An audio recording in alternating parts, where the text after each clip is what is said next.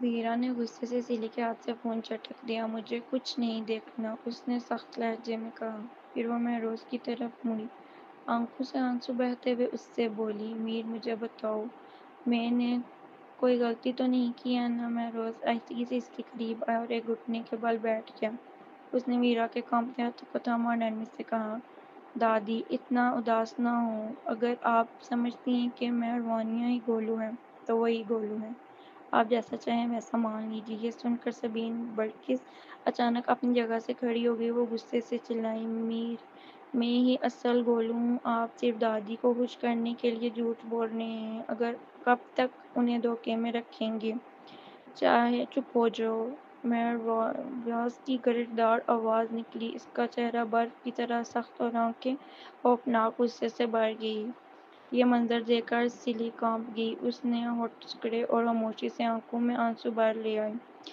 وہ ویرا نے مہروانیہ کو نم آنکھوں سے دیکھا، اس کی آنکھوں میں پیار اور پچھتاوا دونوں تھے۔ اس نے کہا، ہاں میں جانتی ہوں کہ یہی گولو ہے اور وہی میری گولو ہے۔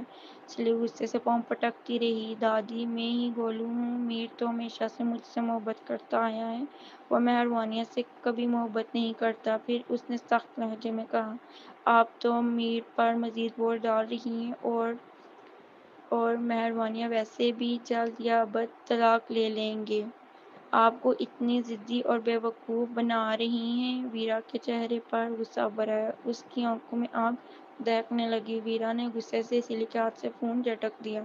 مجھے کچھ نہیں دیکھنا، اس نے سخت لہجے میں کہا۔ پھر وہ مہروز کی طرف مڑی، آنکھوں سے آنسو بہتے ہوئے اس سے بولی، میر مجھے بتاؤ، میں نے تو کوئی غلطی تو نہیں کی ہے نا؟ مہروز آہستگی سے اس کے قریب آیا اور ایک گھٹنے کے بل بیٹھ گیا۔ اس نے ویرا کے کانپتے ہاتھوں کو تھاما اور نرمی سے کہا، دادی اتنا اداس نہ ہو، اگر آپ سمجھتی ہیں کہ مہروانیہ ہی گولو ہے تو وہی گولو ہے، آپ جیسا چاہیں ویسا مان لیجیے۔ یہ سن کر سبین بلقیس اچانک اپنی جگہ سے کھڑی ہو گئی۔ وہ غصے سے چلائی، میر میں ہی اصلی گولو ہوں، آپ صرف دادی کو خوش کرنے کے لیے جھوٹ بول رہے ہیں، آپ کب تک انہیں دھوکے میں رکھیں گے؟ چپ ہو جاؤ۔ مہروز کی گرجدار آواز نکلی، اس کا چہرہ برف کی طرح سخت اور آنکھیں خوفناک غصے سے بھری ہوئی تھیں۔ یہ منظر دیکھ کر سلی کانپ گئی، اس نے ہونٹ جکڑے اور خاموشی سے آنکھوں میں آنسو بھر لے آئے۔ ویرا نے مہروانیہ کو نم آنکھوں سے دیکھا، اس کی آنکھوں میں پیار اور پچھتاوا دونوں تھا۔ اس نے کہا، ہاں میں جانتی ہوں یہی گولو ہے، وہی میری گولو ہے۔ سلی غصے سے پاؤں پٹکتی رہی، دادی میں ہی گولو ہوں، میر تو ہمیشہ سے مجھ سے محبت کرتا آیا ہے، وہ مہروانیہ سے کبھی محبت نہیں کرتا۔ پھر اس نے سخت لہجے میں کہا، آپ تو میر پر مزید بوجھ ڈال رہی ہیں، وہ اور مہروانیہ ویسے بھی جلد یا ابد طلاق لے لیں گے، آپ کیوں انہیں اتنا ضدی اور بے وقوف بن رہی ہیں؟ ویرا کے چہرے پر غصہ آ گیا، اس کی آنکھوں میں آگ سی دہکنے لگی۔ اس نے لڑتے ہاتھوں سے سلی کی طرف اشارہ کرتے ہوئے چیخ کر کہا، کسے ضدی اور بے وقوف کہہ رہی ہو تم؟ ویرا نے اپنی ساری زندگی محبت اور نرمی سے گزاری تھی، وہ ایک شفیق اور نفیس خاتون تھی، لیکن یہ کم عقل بدتمیز لڑکی انہیں ضدی اور بے وقوف کہہ رہی تھی۔ ویرا فوراً اپنی جگہ سے کھڑی ہو گئی، ان کے وجود میں غصے کی لہر دوڑ گئی، آنکھوں آنسوؤں سے دھندلانے لگی۔ وہ کانپتے ہوئے کہی، دفع ہو جاؤ یہاں سے، ابھی کے ابھی نکلو۔ مہروانیہ گھبرا گئی، ویرا کو سنبھالنے لگی، اس نے نرمی سے ان کا سینہ سلایا اور کہا، دادی آپ کو غصہ نہیں کرنا چاہیے، آپ کا بلڈ پریشر کا مسئلہ ہے، جذبات پر قابو رکھیں۔ پھر اس نے مہروز سے کہا، برائے مہربانی سلی کو یہاں سے لے جائیں۔ مہروز کا چہرہ اب بھی سرد غصے سے بھرا ہوا تھا، اس نے سلی کا ہاتھ پکڑا اور زور سے گھسیٹتے ہوئے باہر لے جانے لگا۔ سلی تڑپتی رہی، چیخ کر بولی، میں نہیں جاؤں گی، میر یہاں سے مہروانیہ کو نکالنا چاہیے، اس کا کوئی حق نہیں کہ آپ اور دادی کو مجھ سے چھین لے، اور تو اس آپ کی محبت بھی مجھ سے چرا رہی ہے۔ پھر اس نے زہر اگلنا شروع کیا، آپ جانتے ہیں کہ مہروانیہ ہر مرد پر لالچ بھری نظر رکھتی ہے، اس نے پلاسٹک سرجری کے لیے پیسے کمانے کی خاطر گندی حرکتیں کی، اس نے تو ایک بوڑھے آدمی سے شادی بھی کی تھی، دادی کو وہ صرف اس لیے اچھی لگتی ہے کیونکہ اس نے اپنا چہرہ ایسا بنا لیا کہ وہ میری جوانی کی شکل لے گی، لیکن میں اسے کبھی قبول نہیں کروں گی۔ سلی کی یہ باتیں مہروانیہ کے لیے نمک پاش تھیں۔ اگرچہ اسے اپنے ماضی کو یاد نہ تھی، پھر بھی یہ الزامات اس کے دل کو کاٹنے لگے۔ ویرا کا غصہ اور بھی بڑھ گیا۔ اس کے لیے یہ الفاظ ناقابل برداشت تھے۔ اسی دوران مہروز نے سلی کو آنگن سے باہر گھسیٹ لیا۔ اس کے دل میں آیا کہ کاش یہ عورت مرد ہوتی تو وہ اسے اچھا سبق سکھاتا۔ اچانک پیچھے سے مہروانیہ کی گھبرائی ہوئی آواز آئی، مہروز جلدی آئیں، دادی بے ہوش ہو گئی۔ یہ سنتے ہی مہروز کا دل ہل گیا۔ اس نے جھٹ سے سلی کو چھوڑ دیا اور تیزی سے پیچھے لپکا۔ سلی بے حس و حرکت وہاں کھڑی رہ گئی۔ اس نے بے بسی سے دیکھا کہ مہروز نے ویرا کو اپنی باہوں میں اٹھا لیا اور بجلی کی طرح بھاگتا ہوا اس کے قریب سے گزر گیا۔ مہروانیہ بھی اس کے پیچھے پریشان حال دوڑ رہی تھی۔ سرابی مرکز کے دل میں گھبراہٹ دوڑ گئی۔ اسے ڈر تھا کہ اس کی حرکتوں نے کہیں ویرا کو جان لیوا دورے میں مبتلا نہ کر دیا ہو۔ اگر واقعی ایسا ہوا تو اس کے نتائج کا سامنا کرنا اس کے لیے مشکل ہو جائے گا۔ لیکن اگلے ہی لمحے اس کے ذہن میں دوسرا ہی خیال آیا، اگر ویرا مر گئی تو پھر مہروز اور مہروانیہ کے شادی شدہ رہنے کی کوئی وجہ باقی نہیں رہے گی۔ اس وقت ان کی طلاق یقینی ہو جائے گی۔ یہ سوچ آتے ہی اس کا دل مطمئن ہو گیا۔ ویرا کی موت اس کے لیے فائدہ مند ثابت ہو سکتی تھی۔ رات لمبی اور تنہائی سے بھری ہوئی تھی۔ وی آئی پی وارڈ کی مدھم پیلی بتیاں جل رہی تھیں۔ کمرہ مور جیسی خاموشی میں ڈوبا ہوا تھا۔ مہروانیہ ویرا کے بستر کے قریب بیٹھی تھی۔ اس نے ویرا کے کمزور اور لاچار ہاتھ کو اپنی تھامے رکھا تھا۔ اس کی آنکھیں آنسوؤں سے بھری ہوئی تھیں، مسلسل ویرا کے پرسکون چہرے کو دیکھ رہی تھی۔ ہر لمحہ اس کا دل ٹوٹتا اور تکلیف میں ڈوب جاتا۔ وہ بس یہی دعا کرتی جا رہی تھی کہ کاش ویرا جلدی ہوش میں آ جائے، کاش سب کچھ ٹھیک ہو جائے۔ مہروانیہ کو اچھی طرح یاد تھا جب وہ پہلی بار ہسپتال میں آنکھ کھولی تو اس وقت اس کا ذہن خالی تھا، جسم زخموں سے بھرا ہوا تھا۔ اس کے ارد گرد کئی اجنبی لوگ کھڑے تھے جو اپنے آپ کو اس کے والدین، بڑا بھائی، رشتہ دار اور دوست کہہ رہے تھے۔ یہاں تک کہ ایک پولیس افسر بھی موجود تھا تاکہ بیان لے سکے اور اس کی اصلی شناخت کا پتہ لگایا جا سکے۔ لیکن جلد ہی مہروانیہ کو احساس ہو گیا کہ یہ سب اس کی صحت کے لیے فکر مند نہیں ہیں، بلکہ سب کے سب صرف اس پیسوں کے لالچ میں وہاں کھڑے ہیں۔ کہا جا رہا تھا کہ اس نے مرتے ہوئے سابقہ شوہر سے $500 ملین چرائے تھے اور اسی جرم کی وجہ سے اسے تشدد کا نشانہ بنایا گیا تھا، جس کے نتیجے میں اس کی یادداشت ختم ہو گئی۔ چونکہ پولیس کے پاس واضح ثبوت موجود نہیں تھے، اس لیے اسے گرفتار نہیں کیا گیا۔ یوں وہ جیل جانے سے بچ گئی۔ بعد میں اس نے اپنے بارے میں سچائی جاننے کے لیے ایک پرائیویٹ جاسوس کی خدمات حاصل کی۔ یہ پتہ چلا کہ وہ ایک زہریلے خاندان میں پلی بڑھی تھی۔ نہ والدین کو اس سے محبت تھی، نہ بھائی کو کوئی پرواہ تھی۔ کم عمری میں ہی اسے وہ چھوٹے موٹے کام کر کے زندگی گزارنے پر مجبور تھی۔ اس کی زندگی ہمیشہ اندھیروں اور محرومیوں میں رہی۔ یادداشت کھونے کے بعد تو اس کے لیے انسانیت میں بھلائی دیکھنا ناممکن سا ہو گیا تھا۔ اسے سمجھ نہیں آتی تھی کہ زندگی میں کیا کرے۔ یہ سب کچھ اس وقت بدلا جب اس کی ملاقات ویرا سے ہوئی۔ ویرا ایک دردمند خاتون تھی جس نے اسے اپنی حقیقی پوتی کی طرح چاہا، اس پر بے پناہ شفقت اور محبت نچھاور کی۔ مہروانیہ نے 3 سال ویرا کی خدمت میں گزارے۔ وہ 3 سال اس کی زندگی کے سب سے خوشگوار سال تھے۔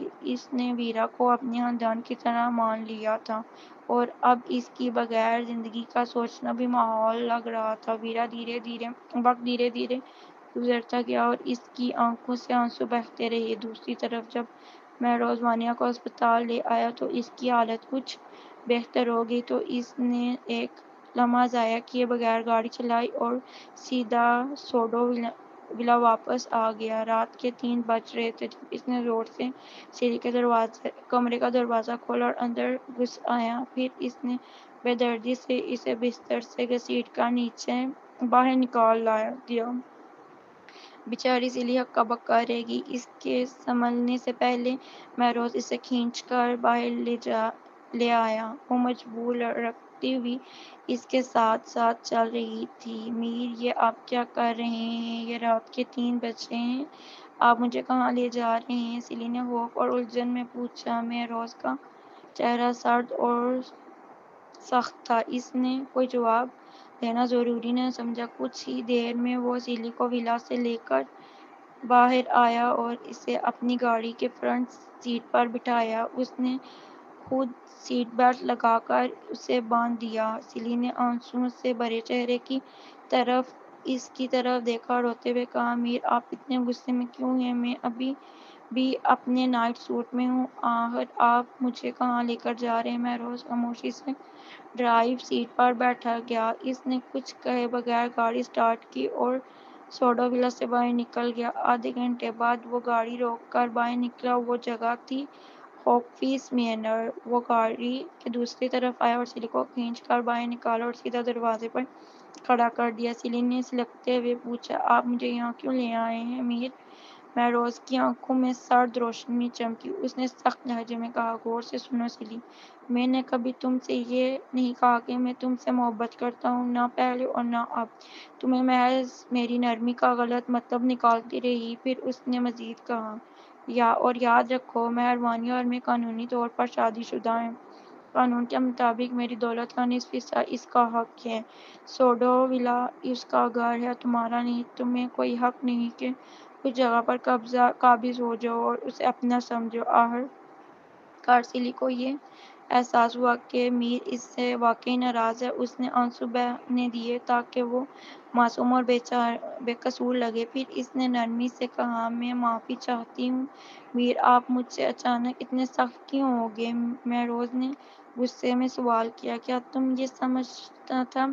نے یہ سمجھا تھا کہ اگر سوڈو ولا میں کیمرے نہیں لگے تو مجھے تمہارے دھوکے کا علم نہیں ہوگا؟ تم نے مہروانیاں کو پھنسانے کی سازش کی اور میں بے خبر رہوں گا؟ یہ سن کر سیلی کا چہرہ فوراً زرد پڑ گیا۔ وہ گہری گھبراہٹ میں اس کی طرف دیکھنے لگی۔ لمحہ بھر بعد اس نے ہمت جمع کی اور کہا، نہیں، مہروانیاں ہی نے مجھے پھنسانے کی کوشش کی۔ مہروز کا چہرہ غم و غصے سے بھر گیا۔ تمہیں اب بھی سچ تسلیم کرنے کی ہمت نہیں ہے؟ کیا تم سمجھتی ہو کہ میں اتنا بے وقوف ہوں؟ سیلی اب سیلی کو اندازہ ہو گیا کہ وہ مزید حقیقت چھپا نہیں سکتی۔ وہ رونے لگی اور جھوٹی ندامت کے ساتھ بولی، معاف کر دیجئے میر، میں مانتی ہوں کہ مجھ سے بڑی غلطی ہو گئی۔ مہروز نے غصے کو قابو میں کرنے کی کوشش کی۔ اس نے گہری سانس لی اور سخت لہجے میں کہا، اگر تم واقعی اپنی غلطی مانتی ہو تو پھر تم نے مہروانیاں پر چوری کا الزام کیوں لگایا اور پھر دادی کو اتنا ناراض کیا کہ وہ ہسپتال پہنچ گئی؟ آج کے بعد تمہیں مہروانیاں کے معاملات میں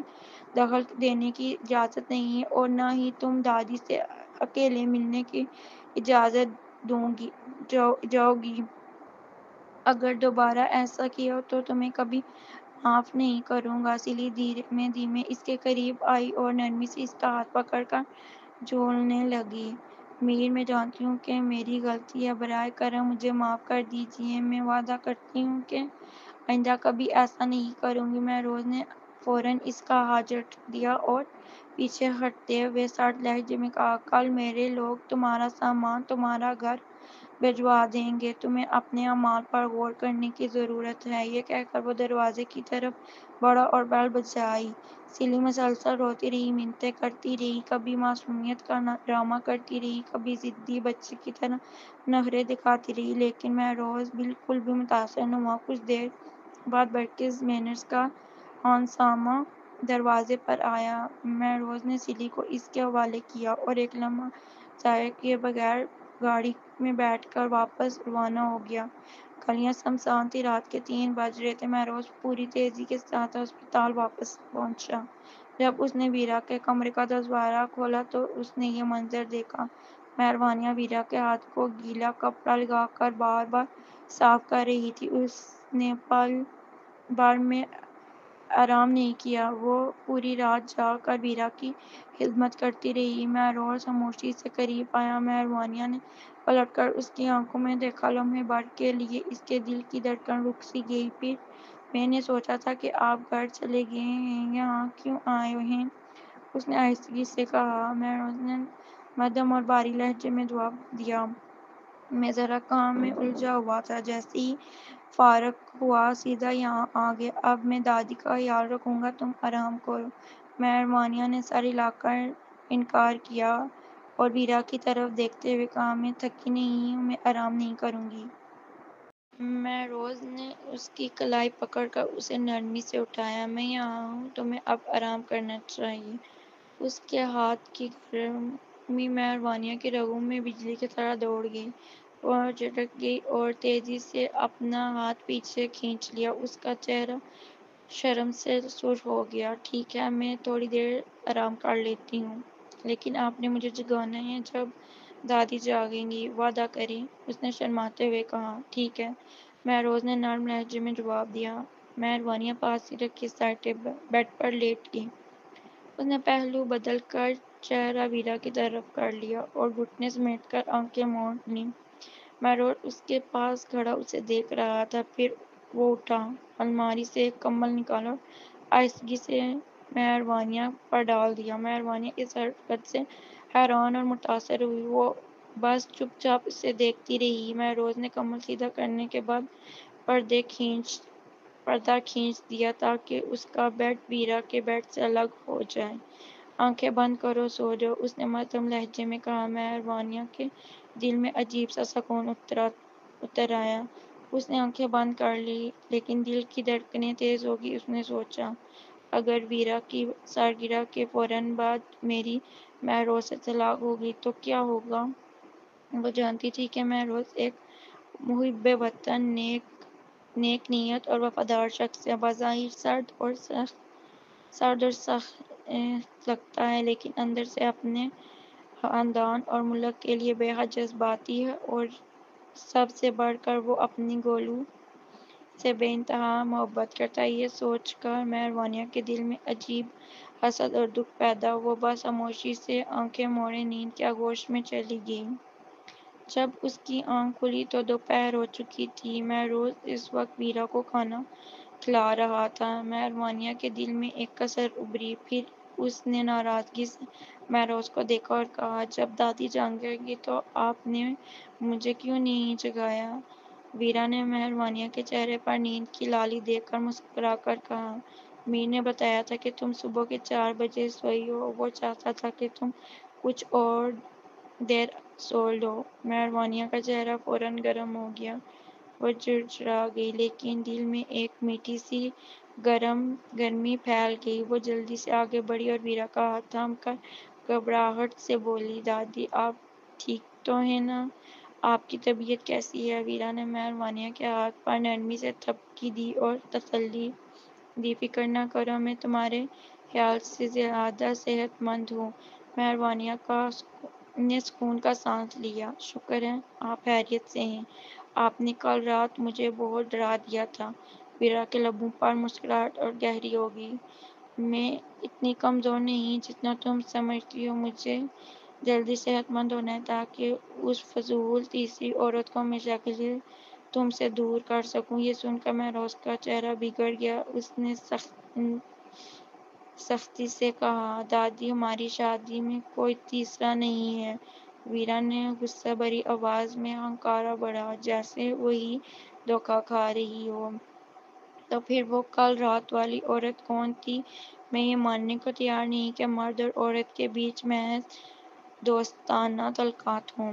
مہروز خاموش ہو گیا۔ اس کے پاس کوئی جواب نہ تھا۔ وہ کچھ کہنے ہی والا تھا، لیکن ضبط کر گیا۔ مہروانیہ کو مہروز کی یہ بے بسی اور خاموشی دیکھ کر ہنسی آ گئی۔ پھر بھی چونکہ یہ بدتمیزی تھی، اس نے سر جھکا کر اپنے ہونٹوں کو دبایا تاکہ ہنسی قابو میں رہے، لیکن اس کے ہونٹوں کے کنارے پر بھی اوپر اٹھنے کو بے تاب تھے۔ مہروز کی نظر نرم پڑ گئی جب اس نے مہروانیہ کو ہنسی چھپاتے دیکھا۔ اسی دوران ویرا نے مہروانیہ کی پیٹھ تھپ تھپائی۔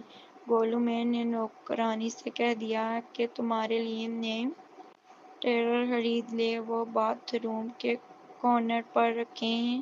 جاؤ ذرا منہ ہاتھ دھو لو، پھر دوپہر کا کھانا کھا لیں۔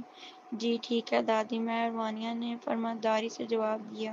یہ کہہ کر وہ باتھ روم میں چلی گئی۔ ویرا اس کی رخصت ہوتی جھلک کو دیکھ کر حسرت سے بولی، میر، مجھے پرواہ نہیں کہ وہ مہروانیہ ہے یا میری گولو، میرے لیے وہ ایک شاندار لڑکی ہے جو تمہارے لائق ہے۔ تمہیں صرف اس عورت کے بہکانے پر اسے طلاق نہیں دینی چاہیے، ٹھیک ہے نا؟ مہروز نے الجھتی ہوئی نظروں سے ویرا کو دیکھا، لیکن وہ دادی کی صحت کے ڈر سے کچھ اور بحث نہ کر سکا۔ ٹھیک ہے دادی، اس نے جواب دیا۔ ویرا نے ناپسندگی سے آنکھیں گھمائی۔ سچ بتاؤ، کیا تمہیں گولو بالکل بھی پسند نہیں ہے؟ مہروز کرسی کھسک کر قریب آیا اور دھیرے سے بولا، دادی میں نے تو شروع دن سے آپ کے اس فیصلے کی مخالفت کی تھی، چاہے آپ نے اسے گولو سمجھ کر مجھ سے شادی کروائی یا غلط فہمی تھی، لیکن شادی زبردستی کروانا نہ میرا ساتھ نہ انصاف ہے نہ اس کے ساتھ۔ ویرا نے غصے میں کہا، بات گھماؤ مت، میں یہ پوچھ رہی ہوں کیا تمہارے دل میں اس کے لیے جذبات ہیں؟ مہروز نے سختی سے غور کیا اور پھر بولا، وہ بلا شبہ ایک اچھی عورت ہے، لیکن ہماری شادی کو صرف 1 ماہ ہوا ہے اور ہم نے چند دن ہی ایک ساتھ گزارے، ہم ایک دوسرے کو جانتے بھی نہیں، یہ رشتہ کہاں سے بنے گا؟ ویرا نے دانداری لہجے میں نصیحت کی، میر میں جانتی ہو تم ذمہ دار انسان ہو، جب ایک بار شادی کر لی ہے تو اب تمہیں اس کا حق ادا کرنا ہوگا۔ شادی کوئی کھیل نہیں، کبھی اسے کم تر مت سمجھو اور کبھی اس کے دل کو نہ توڑو۔ مہروز نے بے بسی سے دادی کے سر کے سفید بالوں پر ہاتھ پھیرا اور نرم لہجے میں کہا، جی دادی۔ ویرا خوشی سے مسکرا اٹھی۔ جو جوڑا مصیبت اور آسانیاں دونوں میں ساتھ رہتے ہیں نا، وہی عمر بھر کا ساتھ پاتے ہیں۔ تم دونوں کو ہمیشہ خوش رہنا چاہیے۔ مہروز کے دل میں عجیب بے بسی چھا گئی۔ وہ جانتا تھا کہ اس نے مہروانیہ سے وعدہ کیا ہے کہ ویرا کی سالگرہ کے بعد ہی طلاق ہو جائے گی، اور مہروز کبھی اپنے قول سے پھرتا نہیں تھا۔ اسی لمحے پورے فراز خاتون ویرا سے ملنے آیا۔ کمرے کا ماحول ایک اچانک ہی چہل پہل اور گہما گہمی سے بھر گیا۔ چونکہ ویرا کو الزائمر کی بیماری تھی، وہ اکثر سب کو بھول جاتی تھی۔ جب خاندان کے افراد نے اپنا تعارف کروایا تو اسے بس دھندلی سی پہچان ہوئی۔ امی، میں آپ کا بیٹا غالب ہوں، یہ آپ کی بہو فریحہ اکمل الدین ہے۔ یہ کہ آپ کے پوتے پوتیاں اور ان کے بچے سب آپ کو دیکھنے آئے ہیں۔ ویرا نے سب کی طرف الجھتی ہوئی نظروں سے دیکھا، لمحہ بھر سوچ کر کہا، میرا بیٹا تو ثاقب ہے امی، ثاقب آپ کا سب سے چھوٹا بیٹا ہے، وہ 10 سال کی عمر میں ہی دنیا سے چلا گیا تھا۔ میں آپ کا بڑا بیٹا غالب، ویرا نے چونک کر کہا، میرا بڑا بیٹا؟ جی ہاں، اور یہ آپ کے پوتے بھی ہیں۔ یوں جب بھی فرازدار خاندان ویرا سے ملنے آتا تو منظور ہمیشہ یوں ہی ہوتا، انہیں بار بار اپنا تعارف کروانا پڑتا۔ مہروانیہ باتھ روم سے باہر نکل آئی اور یہ دیکھ کر دنگ رہ گئی کہ کمرے میں درجنوں افراد موجود ہیں۔ جب بھی ویرا ہسپتال میں داخل ہوتی تو ان کی دیکھ بھال ہمیشہ مہروانیہ کرتی۔ فراز خاندان والے اس کی موجودگی کے اتنے عادی ہو چکے تھے کہ جیسے یہ معمول ہی ہو۔ فراز خاندان والوں کو ویرا کے لوگوں کو ویرا کے ارد گرد جمع تھے، اس کی خیریت پوچھ رہے تھے، اپنی فکر مندی ظاہر کر رہے تھے۔ مہروانیہ کو لگا کہ وہ اس ماحول میں اجنبی ہے، چنانچہ وہ آہستگی سے کمرے سے نکل آئی۔ کچھ دیر میں وہ پہلی منزل کے باغ کے سامنے والی راہداری میں پہنچ گئی۔ وہ ایک پتھر کے بینچ پر بیٹھ گئی اور دور جھاڑیوں کو حالی نگاہوں سے دیکھنے لگی۔ اچانک ایک گہری اور مضبوط آواز نے خاموشی کو توڑ دیا، کیا سوچ رہی ہو؟ مہروانیہ چونک گئی۔ اس نے فوراً سر اٹھا کر آواز کے مطابق کی طرف دیکھا۔ مہروز اس وقت اسی کے پاس آ کر بیٹھ گیا تھا۔ اس کی موجودگی ہمیشہ کی طرح پر اثر اور دنگ تھی۔ مہروانیہ کا دل زور سے دھڑکا، اس کے جسم میں سختی سی پیدا ہو گئی اور پھر اس نے آہستگی سے اپنی نشست سنبھال لی۔ کچھ نہیں، اس نے ٹھنڈے لہجے میں جواب دیا۔ مہروز کے ہونٹوں پر ایک ہلکی سی مسکراہٹ ابھری، لیکن اس کی آنکھوں میں سختی جھلکنے لگی۔ اس نے سخت لہجے میں پوچھا، کیا تم نے ہمارا پروجیکٹ سن لیا تھا؟ مہربانیہ نے حیرانگی سے اس کی طرف دیکھا۔ مہروز کی نظریں اس کی صاف آنکھوں پر جمی تھیں۔ جیسے ہی ان کی آنکھیں ملیں، مہروز کو پہلی بار احساس ہوا کہ مہربانیہ کی آنکھیں نہایت خوبصورت اور شفاف ہیں، بلکہ ایک پراسرار کشش بھی رکھتی ہیں۔ اس نے اسے یاد دلایا، پروجیکٹ فوڈ ہنٹ۔ مہربانیہ کو سمجھ ہی نہیں آیا کہ مہروز نے یہ سوال کیوں کیا، لیکن اس نے سچائی سے کہا، ہاں، بس ایک آدھی بات کان میں پڑی تھی۔ مہروز کے چہرے پر سیاہی چھا گئی۔ اس بار اس کی آواز ٹھنڈی اور حکم دینے والی سی تھی۔ ہمارا پروجیکٹ لیک ہو گیا ہے۔ مہربانیہ الجھ گئی۔ پروجیکٹ کے لیک ہونے کا اس سے کیا تعلق؟ کیا مہروز اسے ہی شک کی نگاہ سے دیکھ رہا ہے؟ وہ رنجیدہ ہو کر بولی، کیا آپ مجھ پر شک کر رہے ہیں؟ مہروز نے براہ راست جواب دینے کی بجائے سامنے کے منظر پر نظریں جما لی تھیں۔ صدر مملکت اور صدر اعلیٰ افسران کے علاوہ صرف تم اور میں ہیں جنہوں نے اس پروجیکٹ کا علم تھا۔ یوں تو شک کی تلوار سیدھی مہربانیہ پر ہی گری تھی۔ وہ جانتی تھی کہ یہ مہروز کے شبہات کی وجہ سے معقول ہے، لیکن حقیقت یہ تھی کہ اسے اس پروجیکٹ کی مکمل تفصیلات کا علم ہی نہیں تھا۔ اس نے کبھی کسی سے کچھ کہا بھی نہیں تھا۔ یہ میرا کام نہیں ہے مہروز، اس نے مضبوط لہجے میں کہا۔ مجھے آپ کے پروجیکٹ کی تفصیلات کا پتہ ہی نہیں تھا۔ میں نے کسی کو کچھ نہیں بتایا۔ مہروز نے سرد نگاہوں سے آنکھیں تنگ کرتے ہوئے لفظ و لفظ کہا، جب میں سوئٹزر لینڈ دورے پر گیا تھا، میں نے موقع سے فائدہ اٹھا کر تمہاری شناخت کی مکمل چھان بین کی۔ مہربانیہ اس کی بات سن کر حیرت میں ڈوب گئی، لیکن خاموش رہی۔ مہروز نے بات جاری رکھی، اور اس تحقیق میں تمہاری ایک اور پہچان سامنے آئی جو نہایت دلچسپ تھی۔ دلچسپ؟ یہ طنز اس سے زیادہ کچھ نہ تھا۔ مہربانیہ نے لاشعوری طور پر مٹھی بھینچ لی۔ اس کے انداز اور اعصاب کی ایک ایسی لہر اٹھی کہ جیسے سانس رک جائے۔ مہروز کے لہجے اور نظروں سے واضح تھا کہ وہ کوئی بھاری انکشاف کرنے والا ہے۔ کیا اس کی پہلے ہی داغدار شہرت پر مزید کوئی دھبا لگنے والا تھا؟ مہروز نے ٹھنڈے لہجے میں کہا، تمہاری نائٹ شیڈو قبیلے نے ایک بار اپنے خاص ترقیبی پروگرام کے لیے منتخب کیا تھا۔ مہربانیہ چونک اٹھی۔ نائٹ شیڈو قبیلہ؟ وہ کیا ہے؟ مہروز نے وضاحت کی، وہ ایک نہایت پراسرار تنظیم ہے جو قاتلوں، جاسوسوں، خفیہ خبر ساز اور جال بچھانے والی عورتوں کی تربیت کرتا ہے۔ یہ سن کر مہربانیہ کے جسم میں کپاہٹ دوڑ گئی، اس کی جلد پر جرجری آ گئی۔ اذیت میں ڈوبتے لہجے میں اس نے بے بسی سے کہا، مہروز، میں سمجھتی ہوں کہ آپ کو مجھ پر شک کیوں ہو رہا ہے، لیکن میں نے آپ کے پروجیکٹ کے بارے میں کچھ خاص نہیں سنا، اور نہ ہی میں نے کبھی کسی کو کچھ بتایا۔ یہ حقیقت اپنی جگہ ہے، لیکن میں اپنی یادداشت کھو بیٹھی ہوں۔ اگر آپ کو ممکن ہو تو آپ اپنی یادیں کبھی واپس نہیں لانا چاہتی؟ میں ان گندی اور ڈراؤنی یادوں کو ہمیشہ کے لیے ماضی میں دفن کر دینا چاہتی ہوں۔ بات کرتے کرتے اس کی آنکھیں چرخ ہو گئیں۔ لرزتی آواز میں اس نے مزید کہا، میں نہیں جانتی کہ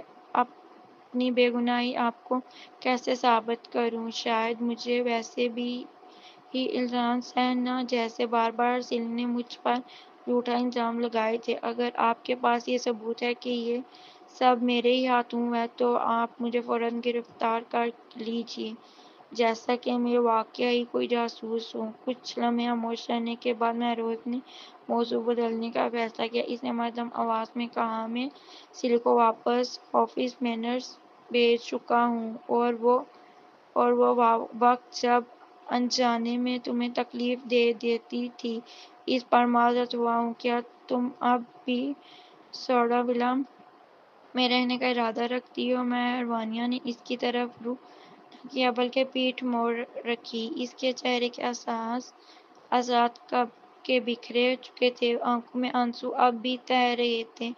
اسے آئینے میں دیکھنے کی ضرورت نہ تھی، وہ جیسی تھی کہ وہ سکتی تھی کہ اس کی حالت کتنی شکستہ لگ رہی ہوگی۔